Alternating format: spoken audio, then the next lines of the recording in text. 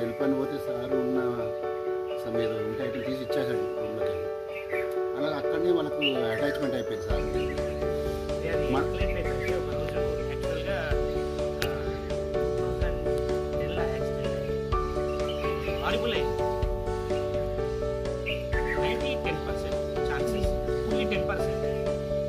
అలాంటి సిచ్యువేషన్ అప్పుడే దాదాపు 15 to 20 lakhs ఖర్చు పెట్టాను అని ఎవరో పర్సన్ చెప్పారు.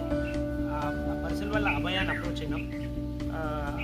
మేము మా దగ్గర ఎంత మనీ పూల్ అవుతుందో దాన్ని తీసుకొచ్చి సార్ ఇట్లా అవుతుందంటే సార్ దాంతో 10 ఉంటే ఇంకో 20 ఇవ్వడం, అలా అలా దాదాపు 2.5 lakhs ఇచ్చారు. ఎగ్జాక్ట్ అమౌంట్ గుర్తులేదు, 2 lakhs ఎక్కువ ఇచ్చారు. ఒకరోజు హాస్పిటల్ నుండి ఫుల్ ప్రెషర్, బిల్ అంటే సార్ ఇట్లా పరిస్థితి బాగాలేదు, ఒక 2 days టైం తీసుకున్నాను, సిచ్యువేషన్ చాలా క్రిటికల్గా ఉంది. సరే 2 days టైం ఇచ్చింది. ఒకరోజు నైట్ బాలచంద్ర సార్ దగ్గరికి మాస్టర్ టైంలో కలవడం జరిగింది.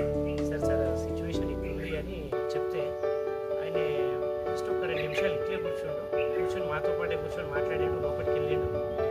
తనకి ఏమనిపించిందో తెలియదు కానీ ఆ గోల్డ్ అండ్ సిల్వర్ యుటెన్సిల్స్ అంటే ఆయనకు వచ్చిన గిఫ్ట్లే ఉండేవి. అవి తీసుకొచ్చి ముందు పెట్టి ఇవి అమ్మేసేయండి, అమ్మేసి ఎంత అమౌంట్ వస్తే అది మీరు బిల్ కట్టేసేయండి అంట. మీరు నమ్మరు, ఏడ్చేశారు. ముగ్గురం ఉన్నాం అక్కడ, ముగ్గురం ఏడ్చినాం. మా ఇలాంటి మనుషులు కూడా ఉన్నారా ఈ కాలంలో అని. వాస్తవానికి చెప్పాలంటే ఆయన అన్న ఒక్క మాట నా మనసులో బీజం అనేది ఆ రోజు నాటకపోయింది. ఆ రోజే అనుకున్నా సచ్చే వరకు ఈ మనిషితో నేను ఉంటా, ఇది సత్యం. ఇలాంటి మనిషితో నేను ఎన్నో నేర్చుకోవాలి.